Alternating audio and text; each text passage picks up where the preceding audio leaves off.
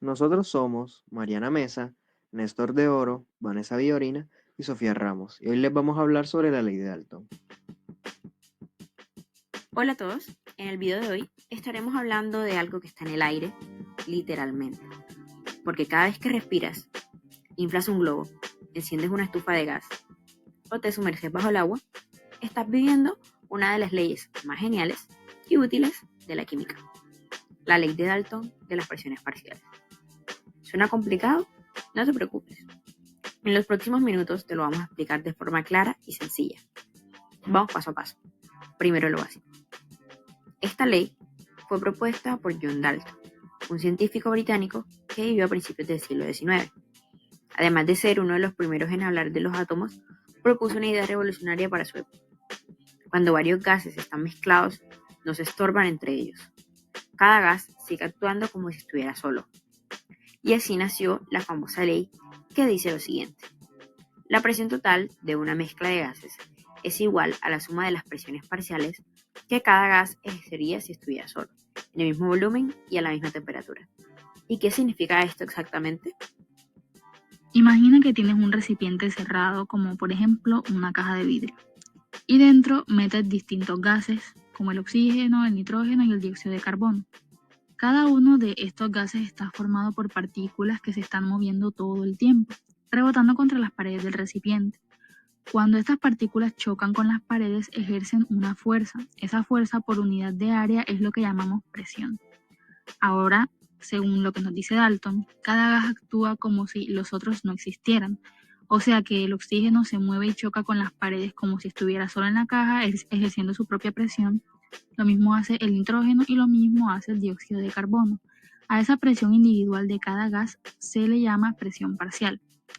Entonces, si medimos la presión que ejercería cada gas por separado en el mismo volumen y a la misma temperatura y luego se suman, obtenemos la presión total que realmente medimos en la mezcla.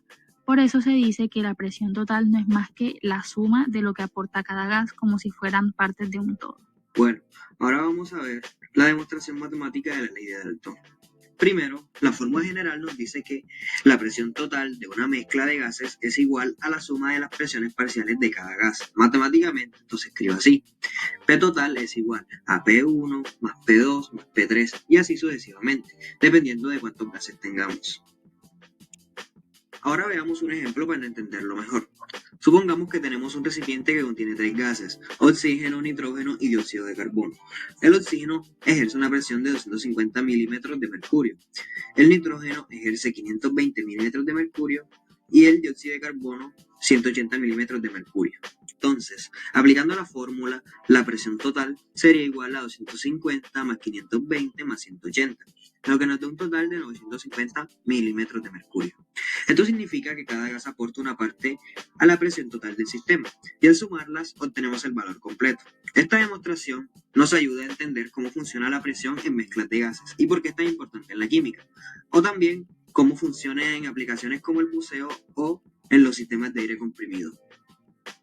Ahora vamos con un ejercicio aplicado de la ley de Dalton. Supongamos que en un recipiente tenemos dos gases, helio y argón. El helio ejerce una presión parcial de 0,65 atmósferas y el argón ejerce una presión de 0,85 atmósferas. Como la ley de Dalton dice que la presión total es la suma de las presiones parciales, simplemente sumamos estos dos valores. Presión total es igual a 0,65 más 0,85. Esto nos da como resultado 1,50 atmósferas. ¿Qué significa? Esto quiere decir que la presión total dentro del recipiente es de 1,50 atmósferas y que cada gas contribuye con una parte específica de ese valor. Muy fácil, ¿verdad? Ahora, para explicar el funcionamiento de la ley de Dalton, podemos comprobarlo con un pequeño experimento bastante simple, para el cual necesitaremos aceite, globos, un recipiente que contendrá el aceite y una aguja o cualquier elemento que nos permita pinchar el globo. Primero necesitamos inflar el globo.